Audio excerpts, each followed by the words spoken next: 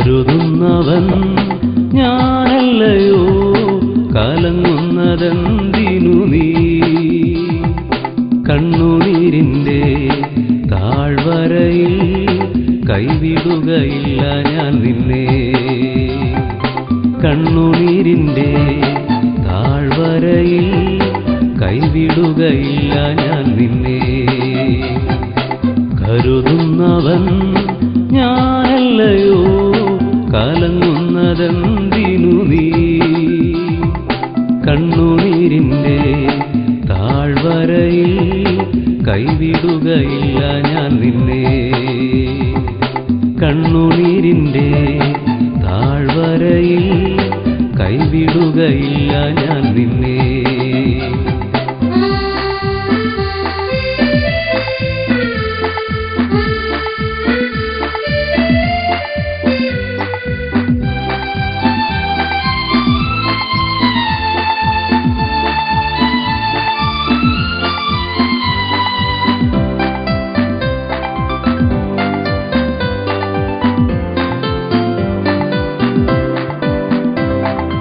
എന്റെ മഹത്വം കാണുക നീ, എന്റെ കയ്യിൽ തരിക നിന്നെ. എന്റെ മഹത്വം കാണുക നീ, എന്റെ കയ്യിൽ തരിക നിന്നെ. എന്റെ ശക്തി ഞാൻ നിന്നിൽ പകർന്നു, എന്നും നടത്തിയിടും കൃപയാ. എന്റെ ശക്തി ഞാൻ നിന്നിൽ പകർന്നു, എന്നും നടത്തിയിടും കൃപയാ. കരുതുന്നവൻ ഞാനല്ലയോ, കലങ്ങുന്നതെന്തിനു നീ? കണ്ണുനീരിൻ്റെ താഴ്വരയിൽ കൈവിടുകയില്ല ഞാൻ നിന്നെ. കണ്ണുനീരിൻ്റെ താഴ്വരയിൽ കൈവിടുകയില്ല ഞാൻ നിന്നെ.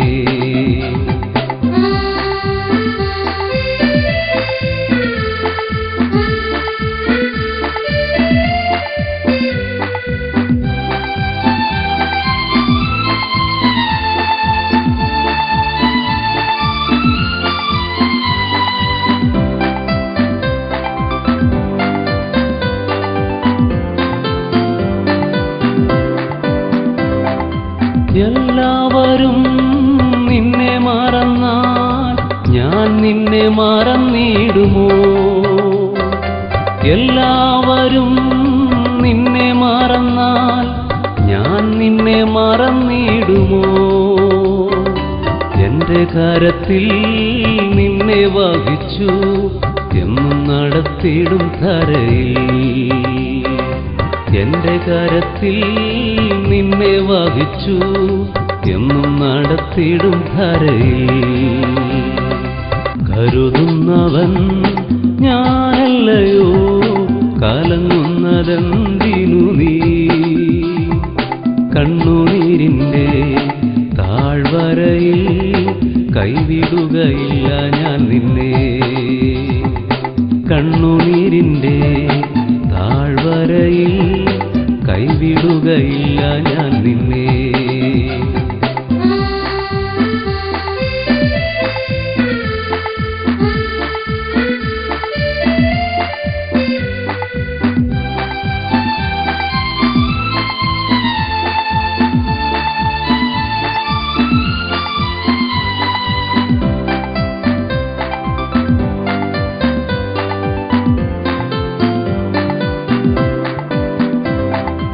അബ്രഹാമിൻ്റെ ദൈവമല്ലയോ, അത്ഭുതം ഞാൻ ചെയ്യുകയില്ലയോ?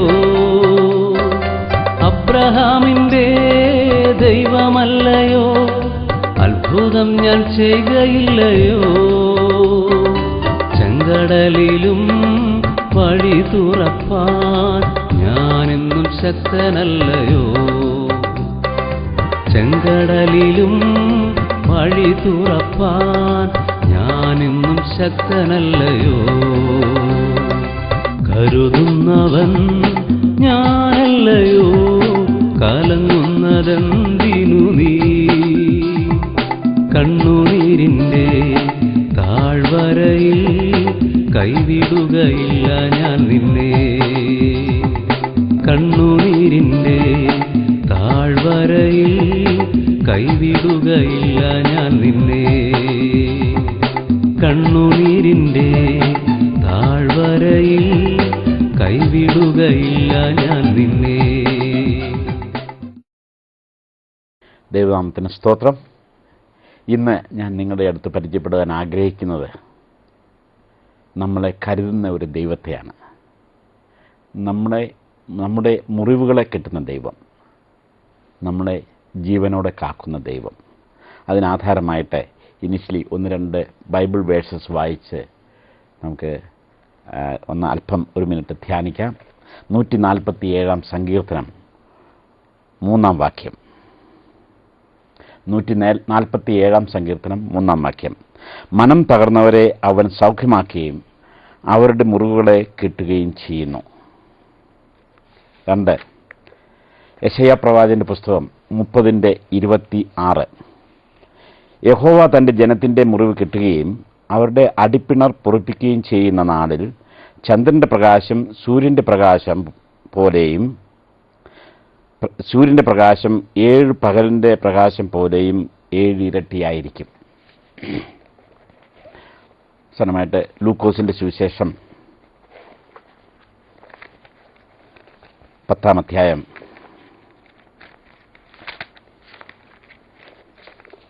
30 മുതൽ 37 വരെ. ഒരു മനുഷ്യൻ യെരുശലേമിൽ നിന്ന് യെരിഹോവിലേക്ക് പോകുമ്പോൾ കള്ളന്മാരുടെ കയ്യിൽ അകപ്പെട്ടു. അവർ അവനെ വസ്ത്രം അഴിച്ച് മുറിവേൽപ്പിച്ചു, അർത്ഥപ്രാണനായി വിട്ടേച്ചു പോയി. ആ വഴിയായി യാദൃശ്യ ഒരു പുരോഹിതൻ വന്നു. അവനെ കണ്ടിട്ട് മാറിക്കടന്നുപോയി. അങ്ങനെ തന്നെ ഒരു ലേവ്യനും ആ സ്ഥലത്തിൽ എത്തി അവനെ കണ്ടിട്ട് മാറിക്കടന്നുപോയി.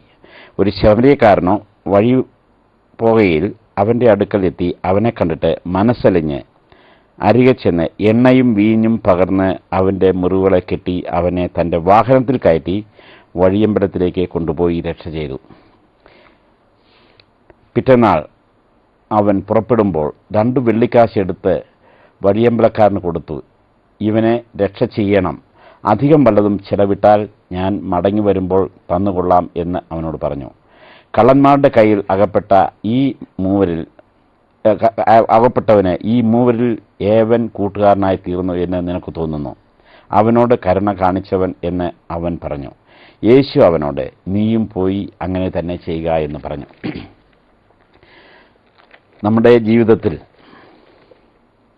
നമ്മളെ മുറിവുകൾ വരുന്ന അവസരത്തിൽ, നമ്മുടെ മാനസികമായ സംഘർഷത്തിൽ വരുന്ന അവസരത്തിൽ നമ്മളെ സ്നേഹിക്കേണ്ടവർ, നമ്മളെ ആശ്വസിപ്പിക്കേണ്ടവർ മാറിപ്പോകുന്ന സമയത്ത്, അല്ലെങ്കിൽ മുറിവ് കിട്ടുവാൻ അർഹരായിരിക്കുന്നവർ അതിൽ നിന്ന് മാറിപ്പോകുന്ന സമയത്ത് നമ്മളെ സ്നേഹിക്കുന്നവനായ കർത്താവ് വന്ന് നമ്മുടെ മുറിവുകളെ കെട്ടുന്നു, ആശ്വസിപ്പിക്കുന്നു. ഇനി ഞാൻ എന്തുകൊണ്ട് ഇന്ന് നിങ്ങളുടെ മുമ്പിൽ വന്നിരിക്കുന്നു എന്ന് ഞാൻ പറയട്ടെ. അതിനാധാരമായിട്ട് 66 സങ്കീർത്തനം 9 മുതൽ 12 വരെ വായിക്കുന്നു. ഞാനതിലെ ചില പോയിന്റുകൾ എടുത്ത് പറയുന്നു.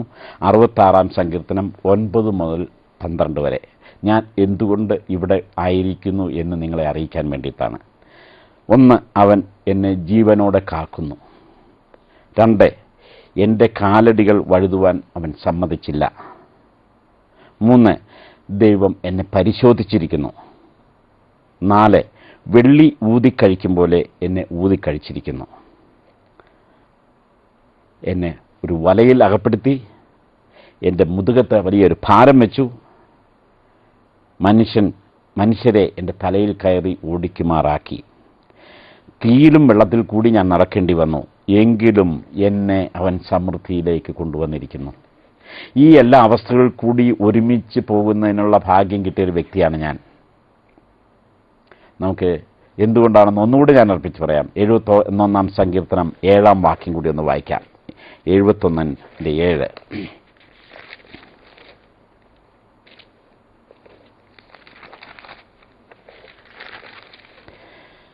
ഞാൻ പലർക്കും ഒരു അത്ഭുതമായിരിക്കുന്നു, നീ എൻ്റെ ബലമുള്ള സങ്കേതമാകുന്നു. എൻ്റെ വായ് നിന്റെ സ്തുതി കൊണ്ടും ഇടവിടാതെ നിന്റെ പ്രശംസ കൊണ്ടും നിറഞ്ഞിരിക്കുന്നു. 66-ാം സങ്കീർത്തനത്തിലേക്ക് തന്നെ ഒന്നോട് വരാം. 16-ാമത്തെ വാക്യം, 66-16.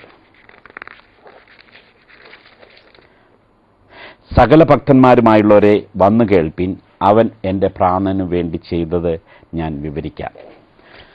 ദൈവത്തിന് സ്തോത്രം.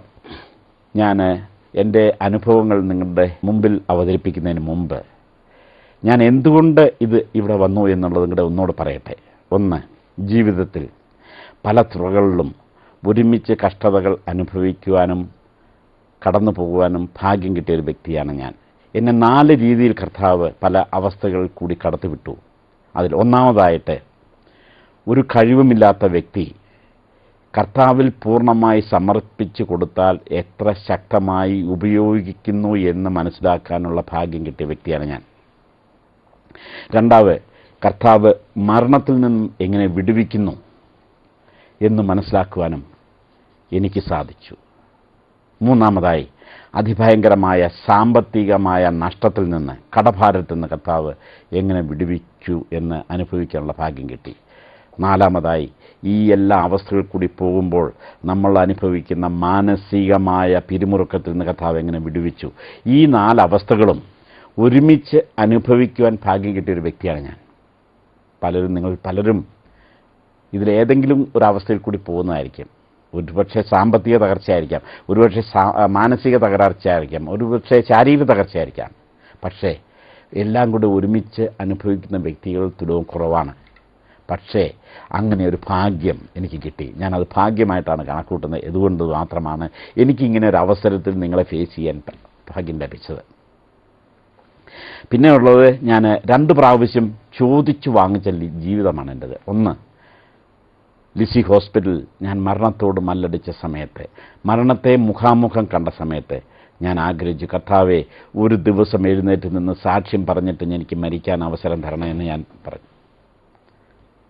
2, അവിടെ കർത്താവ് എന്നെ വിടുവിച്ചു. രണ്ടാമത്, അതിഭയങ്കരമായ സാമ്പത്തിക കടം വന്നപ്പോൾ ഞാൻ വീണ്ടും എൻ്റെ കർത്താവിനോട് പ്രാർത്ഥിച്ചു, കർത്താവേ, എൻ്റെ കടങ്ങളെല്ലാം തീർത്തി എൻ്റെ ഭാര്യയ്ക്കും മക്കൾക്കും ഒരു ഭാരമാക്കി വയ്ക്കാതെ ആ അവസ്ഥയിലായിട്ട് എന്നെ മരിക്കാൻ അനുവദിക്കണമെന്ന് ഞാൻ പ്രാർത്ഥിച്ചു. ഈ 2 അവസ്ഥകളും എൻ്റെ കർത്താവ് എന്നെ വിടുവിച്ചു. 2 പ്രാവശ്യം ചോദിച്ചു വാങ്ങിച്ച ജീവിതമാണ് എൻ്റേത്. അപ്പോൾ ഇപ്പോൾ കിട്ടിയിരിക്കുന്ന ഒരു ബോണസ് ലൈഫാണ്. ജീവിതത്തിൽ കിട്ടുന്ന ഓരോ ദിവസവും ഒരു ബോണസാണ്. ഈ ബോണസ് ടൈം ഞാൻ ഉപയോഗിക്കുന്നത് എങ്ങനെയാണെന്ന് നിങ്ങളുടെ പഠനം മനസ്സിലാക്കുക. നിങ്ങളെപ്പോലെ കഷ്ടത അനുഭവിക്കുന്നവരെ ഒരു വിടുവിക്കുന്ന ദൈവമുണ്ട് എന്ന് എൻ്റെ അനുഭവത്തിൽ കൂടി പറഞ്ഞ് മനസ്സിലാക്കി നിങ്ങൾക്ക് ഒരു സമാധാനം തരിക. ഇതാണ് എൻ്റെ ഇപ്പോഴത്തെ പ്രധാനമായ ബിസിനസ്. ഞാൻ എൻ്റെ സാക്ഷ്യത്തിലേക്ക് കിടക്കട്ടെ. എൻ്റെ സ്വന്തം സ്ഥലം എറണാകുളം അടുത്ത് പിറവമാണ്. ഉദ്യോഗത്തോട് അല്ലെങ്കിൽ ജോലിയോടനുബന്ധിച്ച് ഏകദേശം 18 വർഷത്തോളം അമേരിക്കയിലും കാനഡയിലുമായി ജീവിച്ച ശേഷം, കുടുംബമായി ജീവിച്ച ശേഷം 1985 എൻ്റെ മക്കളെ ഇന്ത്യൻ കൾച്ചറിൽ അല്ലെങ്കിൽ മലയാളി കൾച്ചറിൽ വളർത്തുന്നതിന് വേണ്ടി എറണാകുളത്ത് വന്ന് താമസമാക്കിയ ഒരു വ്യക്തിയാണ് ഞാൻ. എനിക്ക് 3 പെൺകുട്ടികളാണ് ഉള്ളത്.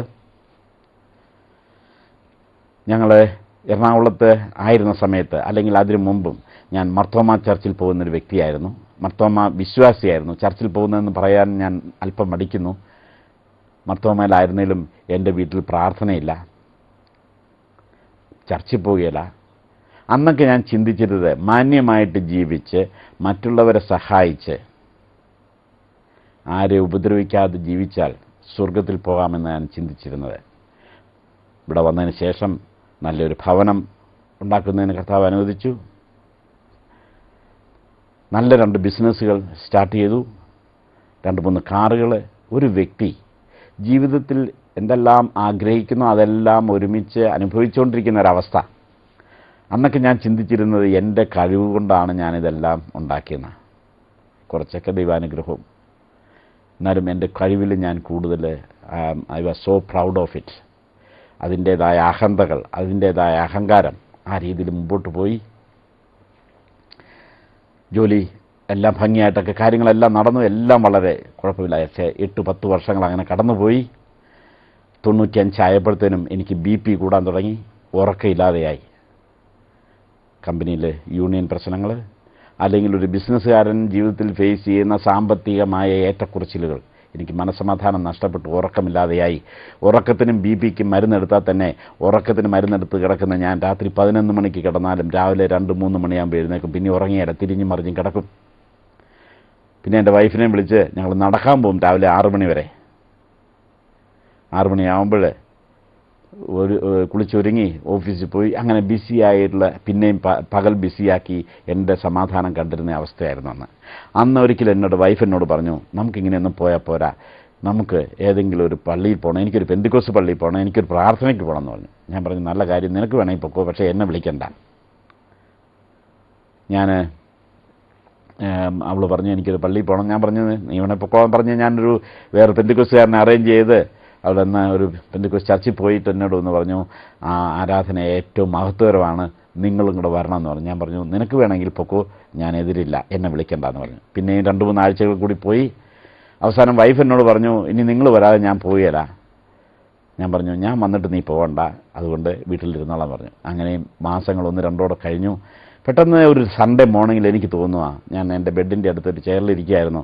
പെട്ടെന്ന് എനിക്ക് തോന്നി എനിക്കൊരു ചർച്ചിൽ പോകണം, ഒരു പെന്തിക്കോസ് ചർച്ചിൽ പോകണം എന്ന് ആരോടോ എന്നോട് സംസാരിക്കുന്ന പോലെ എനിക്ക് തോന്നി. ഞാൻ എൻ്റെ ഭാര്യയോട് പറഞ്ഞു, നീ പോരുന്നോ, നീ പറഞ്ഞ പോലെ നമുക്ക് പെന്തിക്കോസ് ചർച്ചിൽ പോകാം, ഞാനും വരാമെന്ന് പറഞ്ഞു. അന്ന് അവൾ പറഞ്ഞു, ഇത്രയും നാളും നിങ്ങളെ വിളിച്ചിട്ട് നിങ്ങൾ വന്നില്ല, ഇനി തന്നെത്താനൊന്ന് പോയി നോക്കാൻ പറഞ്ഞു. ഞാൻ ഈ പറഞ്ഞ പോലെ അന്വേഷിച്ച് കേട്ട് ഒരു പെന്തിക്കോസ് ചർച്ചിൽ പോയി കയറി. എനിക്ക് അന്നത്തെ ആരാധന ഏറ്റവും ആകർഷകമായിട്ട് തോന്നി. എന്നെ അത് വളരെ ആകർഷിച്ചു.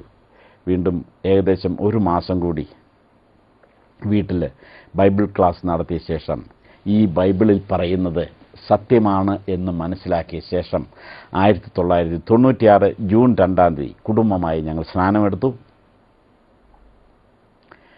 പിന്നെയും ആഴ്ചകൾ 1-2 കഴിഞ്ഞു. ഞാൻ മനസ്സിലാക്കുന്ന രാവിലെ എനിക്ക് എഴുന്നേക്കാൻ മടി, രാവിലെ ചായം കൊണ്ട് വന്ന് എൻ്റെ ഭാര്യ എന്നെ എഴുന്നേൽപ്പിക്കണം. അതുപോലെ ഉറക്കം, BP നോക്കിയപ്പോൾ BP നോർമൽ, 2ൻ്റെ മരുന്ന് നിർത്തി. 2 ആഴ്ച കഴിഞ്ഞപ്പോൾ ഡോക്ടറെ അടുത്ത് പോയി ചെക്ക് ചെയ്ത് ഡോക്ടർ പറഞ്ഞു എല്ലാം നോർമലായിരിക്കണല്ലോ എന്ന് പറഞ്ഞു. ഞാൻ പറഞ്ഞു ഡോക്ടറെ ഞാൻ മരുന്നെല്ലാം നിർത്തി, ഇപ്പോൾ പ്രാർത്ഥനയാണെന്ന് പറഞ്ഞു. ഡോക്ടറും പറഞ്ഞു അത് തന്നെ നല്ല കാര്യം, അങ്ങനെ പോട്ടെന്ന് പറഞ്ഞു.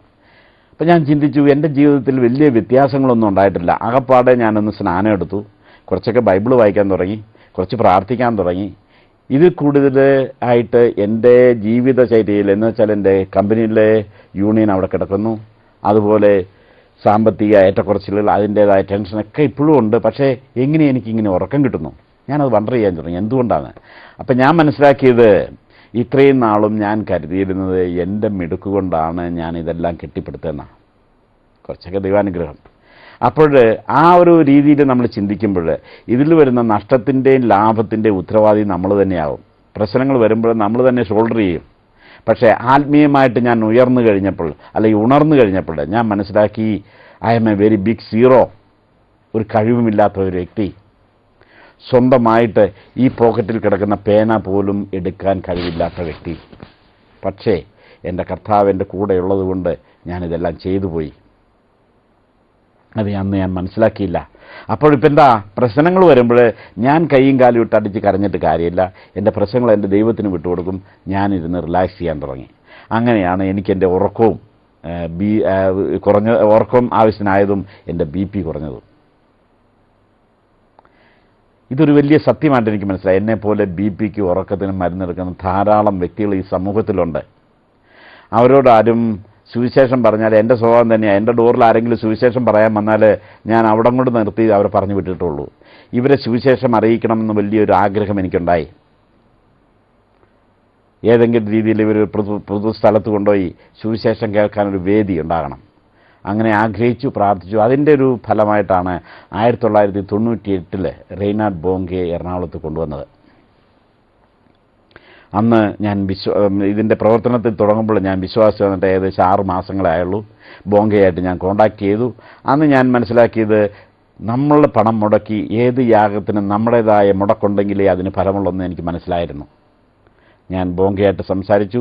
അതിൻ്റെ സാമ്പത്തികമായിട്ടുള്ള എല്ലാ അവസ്ഥകളും മലയാളികളായ ഞങ്ങൾ തന്നെ ചെയ്യുമെന്ന് അദ്ദേഹത്തിന് ഞാൻ വാക്കുകൊടുത്തു. പക്ഷേ ഞാൻ ഒരു കാര്യം പറഞ്ഞു, ഇനീഷ്യലായിട്ട് ഒരു 10 ലക്ഷം രൂപ നിങ്ങൾ പോൾ വർഗീസിന് കടം തരുന്ന പോലെ തരണം. എനിക്ക് ഇനീഷ്യൽ കുറേ മണി വേണം, അതുകൊണ്ടാണ് നിങ്ങൾ ഇനി കേരളത്തിൽ വന്ന് ഒരു മീറ്റിംഗ് നടത്തിയാൽ ഞാൻ ആ പണം തിരികെ തരാമെന്ന് പറഞ്ഞു. അദ്ദേഹം അത് എഗ്രി ചെയ്തു. ഞാനിവിടെ വന്ന് ഈ കാര്യങ്ങളെല്ലാം സംസാരിച്ചു, നമ്മുടെ സഭാ നേതാക്കന്മാരെല്ലാം കൂടി. പക്ഷേ ഞാൻ ഈ സാമ്പത്തികമായ കാര്യങ്ങളെപ്പറ്റി പറഞ്ഞപ്പോൾ എല്ലാവരും കൂടെ പറഞ്ഞു, നോ നോ നോ, ഇത് സായിപ്പിൻ്റെ പണം ഉണ്ടെങ്കിലേ ഇവിടെ കാര്യങ്ങൾ നടക്കുകയുള്ളൂ. ഞാൻ പറഞ്ഞു, സായിപ്പ് എങ്ങനെയാണ് പണം ഉണ്ടാക്കുന്നതെന്ന് ഞാൻ മനസ്സിലാക്കിയതാണ്, അവിടെ പോയി ജോലി ചെയ്ത് ജീവിച്ചിട്ടുള്ളവനാണ്. നമ്മൾ നോക്കിയാൽ 10 ക്രൂസൈഡുകൾ നടത്താനുള്ള പണം നമ്മുടെ കയ്യിലുണ്ട്, അതുകൊണ്ട് ആ രീതി തന്നെ വേണമെന്ന് പറഞ്ഞു. ഒരു രീതിയിൽ ഇവർ സമ്മതിച്ചില്ല.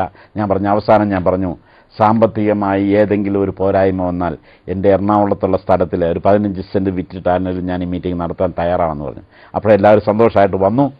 അങ്ങനെ എന്താ വന്നപ്പോഴത്തേനും ഈ പറഞ്ഞല്ലേ, ഇതിനൊരു കമ്മിറ്റി ഫോം ചെയ്യണം. എനിക്കാണ് ഈ എറണാകുളത്ത് പെന്തിക്കോസുകാരെ തന്നെ അറിയാൻ പാടില്ല, എൻ്റെ ചർച്ചിലുള്ള കുറച്ച് പേരെ അറിയാം. ഇവരെല്ലാവരും കൂടെ വീട്ടിൽ വന്നു, കമ്മിറ്റി ഫോം ചെയ്തു. എന്നോട് അതിൻ്റെ ജനറൽ കോർഡിനേറ്റർ ആയിട്ടെന്ന് പറഞ്ഞു. ശരിക്കും പറഞ്ഞാൽ ഞാൻ നേരത്തെ പറഞ്ഞല്ലോ, മർത്തോമാ സഭയിലായിരുന്നാലും പരസ്യമായിട്ട് ഞാൻ പ്രാർത്ഥിച്ചിട്ടില്ല, പരസ്യമായിട്ട് പ്രാർത്ഥിക്കാൻ അറിയാനും പാടില്ല. ഒരു സ്റ്റേജിൽ കയറി 2 വാക്ക് ഒരുമിച്ച് പറയാൻ എൻ്റെ കാല് സമ്മതിക്കുക, അതുപോലെ കൂട്ടിയടിക്കുക, അതുപോലെയാണ് സഭാകമ്പം. ഞാൻ ഇങ്ങനെയുള്ള ഒരു മീറ്റിങ്ങിൻ്റെ മുമ്പിൽ വരും? അതുമല്ല, ഞാൻ ജനറൽ കോർഡിനേറ്ററായ എൻ്റെ കോർഡിനേറ്റേഴ്സായി വരുന്ന ഇവിടുത്തെ സഭാ നേതാക്കൾ ഇത്രയും ആത്മീയമായിട്ട് ഉയർന്നിരിക്കുന്നവരുടെ മുകളിൽ ഒരു ജനറൽ കോർഡിനേറ്ററായിട്ട് ഞാൻ വരിക എന്ന് പറഞ്ഞാൽ ഒരു വലിയ ബുദ്ധിമുട്ടായിട്ട് തോന്നി. ഞാൻ പറഞ്ഞു, അത് ശരിയാകില്ല. പലരും എന്നോട് പ്രാർത്ഥിച്ചിട്ട് പറഞ്ഞു, സാറേ ഇത് ദൈവാലോചനയാണ്, സാറ് തന്നെ ചെയ്യണമെന്ന്. ഞാൻ പറഞ്ഞു, എനിക്ക് അന്ന് ദൈവാലോചന എന്ന് പറഞ്ഞാലും കൃത്യമായിട്ട് എനിക്ക് അറിഞ്ഞുകൂടാ.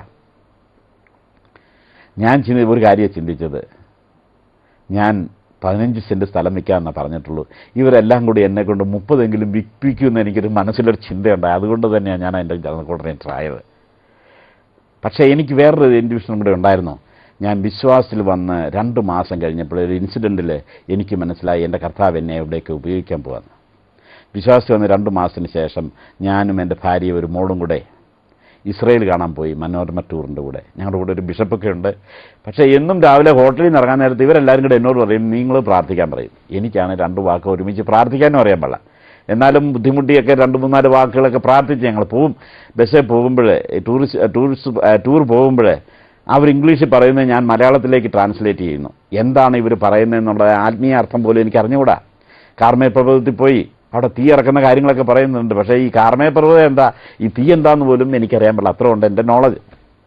അങ്ങനെ അവിടെ കാര്യങ്ങളായിട്ട് പോയി 3 ദിവസം യാത്ര ചെയ്തു. 3-ാമത്തെ ദിവസം ഞങ്ങൾ നാളെ ജോർദാൻ റിവർ കാണാൻ പോവുക. ഇന്ന് തിരുവനന്തപുരത്ത് നിന്നൊരു അഗ്രികൾച്ചർ ഡിപ്പാർട്ട്മെൻറ്റിലെ ഡെപ്യൂട്ടി ഡയറക്ടർ എന്നോട് പറഞ്ഞു, സാറേ എനിക്ക് നാളെ അവിടെ സ്നാനം എടുക്കണം. ഞാൻ പറഞ്ഞു, അതിന് അവിടെ നമുക്ക് സൗകര്യങ്ങളൊക്കെ കാണുമല്ലോ. അല്ലല്ല, സാറ് തന്നെ സ്നാനം എന്തെങ്കിലും ഒക്കെ ഉള്ളൂ. ഞാൻ പറഞ്ഞു, ഞാൻ ആകപ്പാടെ വിശ്വാസം വന്നിട്ട് 2 മാസമായുള്ളൂ, എനിക്കിങ്ങനെ നിങ്ങൾക്ക് സ്നാനം തരാമെന്നും കൂടെ എനിക്കറിയാൻ പാടില്ല, നമുക്ക് അവിടെ വേറെ അറേഞ്ച് ചെയ്യാമെന്ന് പറഞ്ഞു. നോ സാറ് തന്നെങ്കിലേ ഞാൻ സ്നാനം എടുക്കുള്ളൂ. ഞാൻ ആകപ്പാടെ കുഴഞ്ഞു. അവസാനം എൻ്റെ നാട്ടിലുള്ള പാസ്റ്ററെ വിളിച്ച് ചോദിച്ചു, പാസ്റ്ററെ എനിക്ക് സ്നാനം കൊടുക്കാൻ നോക്കുമെന്ന് ചോദിച്ചു. പാസ്റ്റർ പറഞ്ഞു, ഒരു കുഴപ്പമില്ല, നിങ്ങൾക്ക് കൊടുക്കുന്നതിന് ഒരു കുഴപ്പമില്ല. അവസാനം ഇത് എങ്ങനെയാണ് കൊടുക്കുന്നതെന്ന് പോലും എനിക്കറിയാൻ പാടില്ല. ഫോണിൽ തന്നെ അദ്ദേഹത്തോട് ചോദിച്ചു എന്തൊക്കെയാണ് ഞാൻ ചെയ്യേണ്ടത്, എന്തൊക്കെയാണ് പറയേണ്ടതെന്ന് ചോദിച്ചിട്ട് പിറ്റേ ദിവസം ജോർദാൻ റിവറിൽ ഒരു വ്യക്തിക്ക് സ്നാനം കൊടുക്കാൻ എൻ്റെ കർത്താവ് എന്നെ ഉപയോഗിച്ചു. അന്ന് തന്നെ ഞാൻ മനസ്സിലാക്കി എൻ്റെ കർത്താവ് എന്നെ എവിടേക്ക് ഉപയോഗിക്കുന്നു. ഇങ്ങനെ പോയി ഇപ്പോൾ എൻ്റെ ജനറൽ കോർഡിനേറ്ററായിട്ട് വന്നു. സാധാരണ നമ്മൾ ബിസിനസ്സൊക്കെ ഉള്ളവർ ഇങ്ങനെയുള്ള കാര്യത്തിന് ഇറങ്ങിപ്പോഴും ഭാര്യയും മക്കളുമൊക്കെ പറയും, നമ്മൾ കുറേ പണം കൊടുത്ത് സഹായിച്ച പോരെ, ഇതിനൊക്കെ ഫുൾ ടൈം ഇറങ്ങാൻ നമുക്ക് നേരം ഉണ്ടോ എന്ന് ചോദിക്കും. പക്ഷേ അതിന് പകരമായിട്ട് എൻ്റെ മക്കളും ഭാര്യയും കൂടെ പറയുക, ഇത് നമ്മുടെ ഒരാളുടെ കല്യാണം, മക്കളുടെ ഒരാളുടെ കല്യാണം എത്ര ഭംഗിയായിട്ട് ചെയ്യാവോ അതിൽ ഭംഗിയായിട്ട് ചെയ്യണമെന്ന് പറയും. എനിക്കും എൻകറേജ്മെൻ്റായി. ഞാൻ പറഞ്ഞില്ലേ, എനിക്ക് അന്ന് 10-85 വർക്കേഴ്സുള്ള 2 ഫാക്ടറിയുള്ള ആളാണ് ഞാൻ. എൻ്റെ കർത്താവുമായിട്ടൊരു കോൺട്രാക്റ്റ് സൈൻ ചെയ്തു. ഞാൻ പറഞ്ഞു, കർത്താവേ, I am going for your business, you please look after my business. വീണ്ടും ഞാനും എൻ്റെ വൈഫും കൂടെ 40 ദിവസം ഉപവാസം വീട്ടിലിരുന്നതിന് ശേഷമാണ് ഈ മീറ്റിങ്ങിന് വേണ്ടി ഇറങ്ങി പുറപ്പെട്ടത്. വളരെയധികം എതിർപ്പുകളുണ്ടായിരുന്നു. പക്ഷേ കർത്താവ് എനിക്ക് ഐഡിയാസ് തരാൻ തുടങ്ങി. ഓരോ പ്രാവശ്യം ഇത് ഏറ്റവും ഭംഗിയായിട്ട് നടത്തുന്നത് എങ്ങനെയാണെന്ന് ഓരോ ഐഡിയകൾ തരാൻ തുടങ്ങി. ഒരു ദിവസം ഞാൻ പെട്ടെന്ന് ചിന്തിക്കുക, 2 സ്പെഷ്യൽ ട്രെയിൻ കിട്ടിയാൽ എത്ര നന്നായിരുന്നു. ഞാൻ 3 ദിവസം ഉപവാസം ഇരുന്നിട്ട് മദ്രാസിൽ ജനറൽ മാനേജർ കാണാൻ പോയി. അദ്ദേഹമാണ് ഈ ഭസ്മമൊക്കെ തൊട്ട് ഇഷ്ടംപോലെ ദൈവങ്ങളുടെ പടവും വെച്ചുകൊണ്ട് ഇരിക്കുന്ന ഓഫീസിൽ ഞാൻ അവിടെ പോയി ഇരുന്ന് ഞാൻ പറഞ്ഞു, അദ്ദേഹത്തോട് പറഞ്ഞു, സാറേ ഞാൻ ഇങ്ങനെ ഞങ്ങളൊരു എറണാകുളത്ത് വലിയൊരു മീറ്റിംഗ്, ക്രിസ്ത്യൻ മീറ്റിംഗ് ഉണ്ട്, ഏകദേശം 1-2 ലക്ഷം ആൾക്കാർ ദിവസം വരാൻ ചാൻസ് ഉണ്ട്, ഞങ്ങൾക്ക് 2 സ്പെഷ്യൽ ട്രെയിൻ വേണം, ഒന്ന് കൊല്ലത്തുനിന്ന് വേണം, ഒന്ന് പാലക്കാട് വേണമെന്ന് പറഞ്ഞു. അദ്ദേഹം എടുത്തു വഴി പറയാ, ഞങ്ങൾ ശബരിമലയ്ക്കൊക്കെ ഇങ്ങനെ കൊടുക്കുന്നത്, അതുകൊണ്ട് so why don't you use it, നിങ്ങൾക്ക് തകർന്ന് പറഞ്ഞാൽ അപ്പം തന്നെ തിരുവനന്തപുരത്ത് വിളിച്ച് ആ കാര്യങ്ങൾ ഓക്കെ ആക്കി. അപ്പം നമ്മൾ പ്രാർത്ഥനയോടും ഉപവാസത്തോടും കൂടി ഏത് കാര്യത്തിനും ഇറങ്ങി തിരിച്ചാൽ കർത്താവ് അതിന് മറുപടി തരൂ എന്ന് മനസ്സിലാക്കാൻ എനിക്ക് സാധിച്ചു. വളരെയധികം ഞാൻ പറഞ്ഞ പോലെ വളരെയധികം എതിർപ്പുകളുണ്ടായി. എന്നാലും വളരെയധികം ആൾക്കാർ ഇതിനുവേണ്ടി ഓടാനും പ്രാർത്ഥിക്കാനും തുടങ്ങി. എൻ്റെ 2 കമ്പനികൾ ഒരു ദിവസം പോലും ഞാൻ കാലുകുത്തിട്ട് രാവിലെ 5 മണി മുതൽ വൈകുന്നേരം രാത്രി 11 മണി വരെ യാത്രയാണ്. എല്ലാ കേരളത്തിൽ അങ്ങോളം ഇങ്ങോളം അവിടെ ഇവിടെയൊക്കെ ആയിട്ട് പോയി ഈ മീറ്റിങ്ങിനെ പറ്റി പറയാനും മറ്റുമായിട്ട് ഓടാൻ തുടങ്ങി. അങ്ങനെ 98 അവസാനത്തേക്ക് വന്നു. ക്രൂസൈഡ് നടക്കുന്ന മാസം, ആ മാസം തന്നെ 3 വലിയ ആക്സിഡൻറ്റുകൾ എനിക്കുണ്ടായി.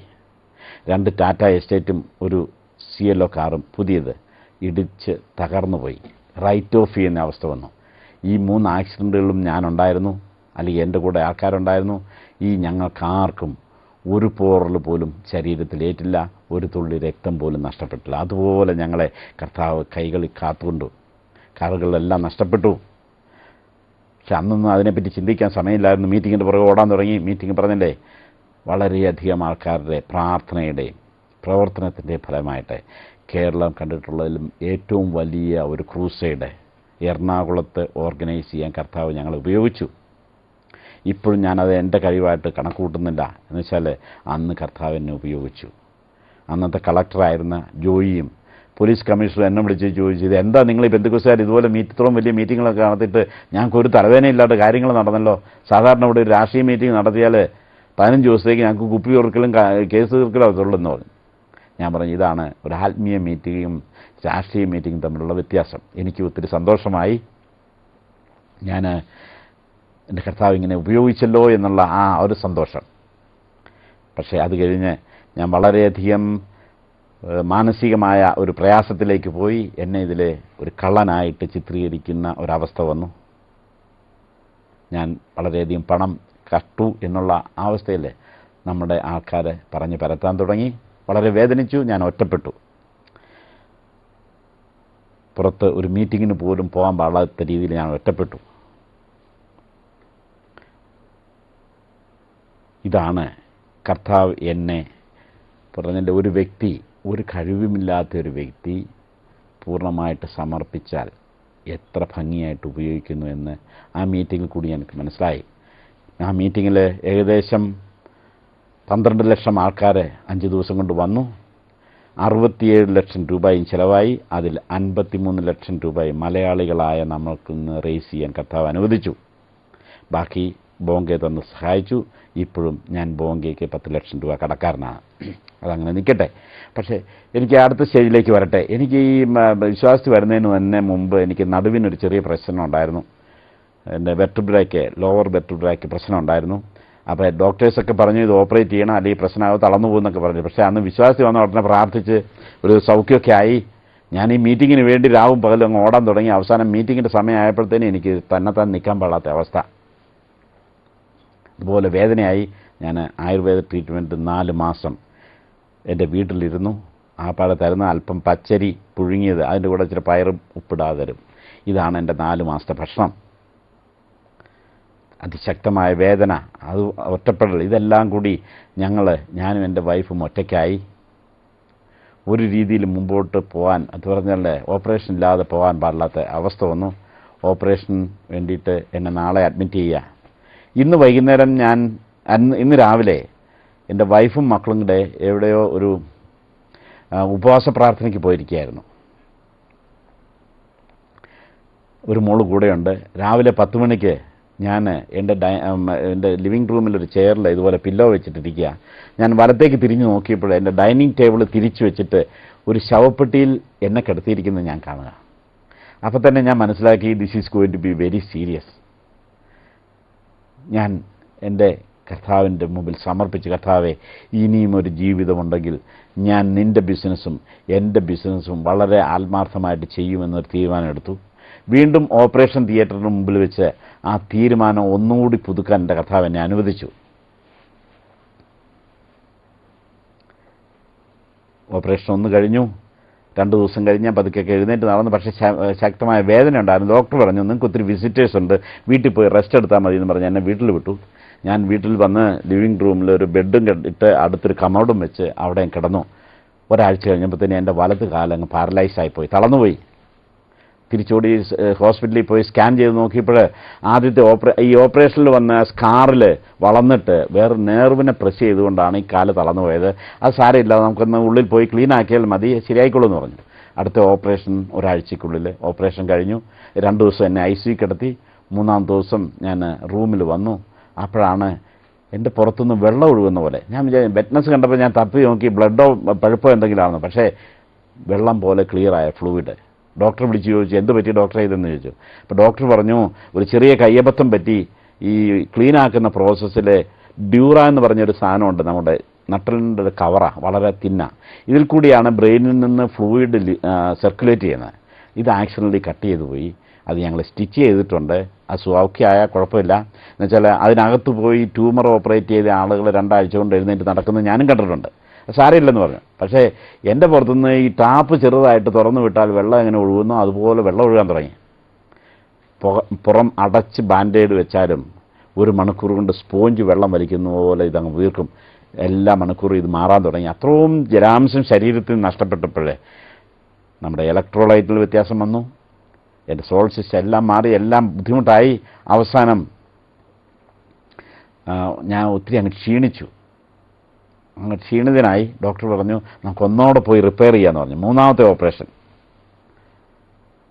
കഴിഞ്ഞ് 2 ദിവസം ICU കിടത്തി. 3-ാമത്തെ ദിവസം എൻ്റെ റൂമിൽ വന്നപ്പോൾ പിന്നെ എൻ്റെ അവസ്ഥ ഇത് തന്നെ. അപ്പോൾ ഡോക്ടർ പറഞ്ഞു, ഇതിനകത്ത് പോയി നമുക്ക് ബാൻഡേഡൊന്നും ചെയ്യാൻ പാടില്ല, ഈ സ്റ്റിച്ച് മാത്രമേ പറ്റുള്ളൂ. ഈ സ്റ്റിച്ച് ശരിയായെങ്കിൽ മാത്രമേ ലീക്ക് നിൽക്കുള്ളൂ. അതുകൊണ്ട് we will wait and see, അല്ലാണ്ട് വേറെ ഒന്നും ഇതിൽ ചെയ്യാനില്ല. വീണ്ടും 4-5 ദിവസങ്ങൾ കൂടി കടന്നുപോയി. എൻ്റെ ഈ ലീക്ക് അതേപടി ഉണ്ടായിരുന്നു.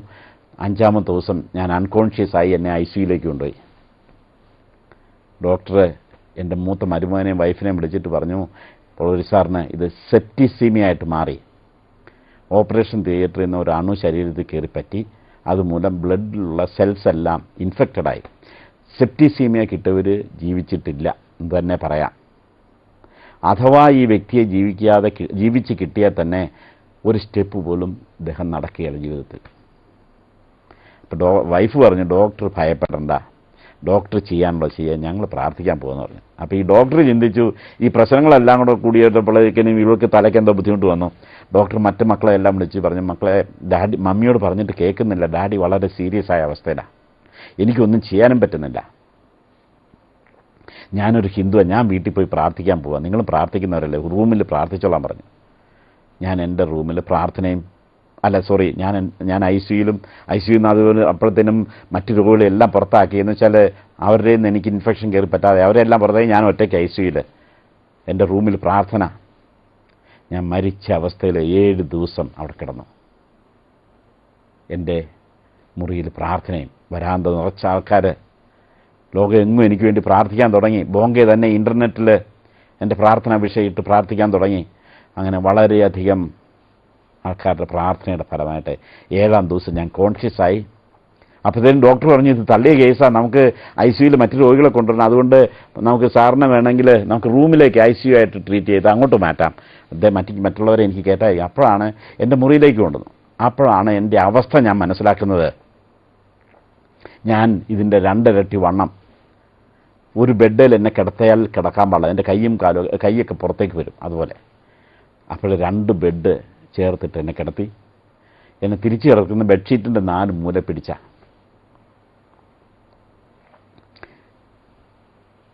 ബ്ലഡോ ഏതോ ഒന്ന് തരണമെങ്കിൽ എൻ്റെ ശരീരത്തിൽ ഇഞ്ചക്ഷൻ കയറി അതുപോലെ ശരീരം വീർത്തിരിക്കുക. അവസാനം ഇവിടെ തുളച്ചിട്ട് ഇതിലെ ബ്ലഡും പ്ലാസ്മയും തരേണ്ട അവസ്ഥ വന്നു. ഫാനിൻ്റെ കാറ്റ് ശരീരത്തിൽ അടിച്ചാൽ അത് തന്നെ ശക്തമായ വേദന. വേദനയെന്ന് ആരെങ്കിലും എന്നെ തൊടാൻ വന്നാൽ തീയും കൊണ്ട് വരുന്ന പോലെ അത്രമാത്രം വേദന. എൻ്റെ ശരീരത്തിൽ വേദനയില്ലാത്ത ഒരു ഭാഗമില്ല. ആകപ്പാടെ എനിക്ക് അനക്കാവുന്ന വിരലുകൾ മാത്രം. വേദന എന്നാൽ കരയാൻ പാടില്ല, കരഞ്ഞാൽ എൻ്റെ മുഖത്തെ പേശി വലിഞ്ഞാൽ അത് തന്നെ ഭയങ്കരമായ വേദന. ഇപ്പോൾ മക്കൾ അടുത്തിരുന്ന് അവരുടെ കയ്യിൽ ഞാനിങ്ങനെ മുറുക്കി പിടിച്ച് എൻ്റെ വേദന ഞാൻ റിലീസ് ചെയ്യും. ഇപ്പം മക്കൾ പറയും ഡാഡി കൈ ഒടിഞ്ഞു പോകുമെന്ന് പറയുന്നുണ്ട്, പക്ഷേ അത് കേൾക്കാൻ പോലുള്ള ആ മാനസികമായ സാന്നിധ്യം എനിക്കില്ല. അത്രമാത്രം വേദനയായിരുന്നു. മക്കളെൻ്റെ ആശ്വാസത്തിന് വേണ്ടി ഒരു പാട്ട് പാടുമായിരുന്നു, അഴലേറും ജീവിത മരുവിൽ എന്നുള്ളത്.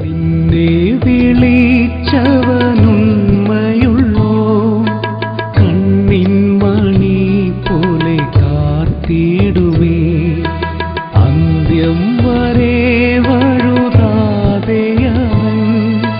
താങ്ങി നടത്തിടും പൊൻകരത്താൽ അഴലേറും ജീവിതമരുവിൽ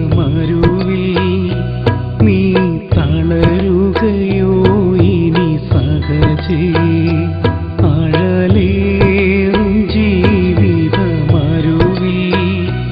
നീ തളരുകയോ ഇനി സഹജേ. 1.5 മാസം അത്ര ശക്തമായ വേദനയിൽ ഞാൻ ആ മുറി കിടന്നു. ഒരു മിനിറ്റ് പോലും വേദനയില്ലാതില്ല. ആളുകളൊക്കെ വരാന്തയിൽ വരും. ഇതിൻ്റെ ഇടയ്ക്ക് ആളുകൾ വന്നിട്ട് പറയും ഇത് ക്രൂസൈഡ് കട്ടതിൻ്റെ ശിക്ഷയെ മരിച്ചു പോകുമെന്ന് പറഞ്ഞിട്ടുണ്ട്. അന്ന് ഞാൻ ആഗ്രഹിച്ച കർത്താവെ ഒരു ദിവസം എഴുന്നേറ്റ് നിന്നൊന്ന് സാക്ഷ്യം പറഞ്ഞിട്ട് മരിച്ചോട്ടെ എന്ന്. 1.5 മാസം അങ്ങനെ പോയി. വളരെയധികം ആൾക്കാരുടെ പ്രാർത്ഥനയുടെ ഫലമായിട്ട് 1.5 മാസമായപ്പോഴത്തേക്ക് എൻ്റെ ലീക്ക് കുറഞ്ഞു, എൻ്റെ ശരീരം പഴയ അവസ്ഥയിലായി, എൻ്റെ വേദന മാറി. പിന്നെയും 8 മാസം കൂടി മലന്ന് ഹോസ്പിറ്റലിൽ കിടന്നു. ഇതാണ് കർത്താവ് എന്നെ മരണത്തിൽ നിന്ന് വിടുവിച്ച കഥ. ഈ കിടപ്പിൽ ആകപ്പാടെ തരുന്നത് അല്പം ജ്യൂസോ എന്തെങ്കിലും സ്പൂണും കൊണ്ട് തരും, ബാക്കി കാര്യങ്ങളെല്ലാം വൈഫും മക്കളുമായിട്ട് ചെയ്യും. തീർച്ചയായിട്ടും മരിച്ചു പോകുമെന്ന് പറഞ്ഞ് മരിച്ചില്ല, ഇനി നടക്കുമെന്ന് അറിയാൻ പാടില്ല. അങ്ങനെ ഞാൻ കിടന്നു.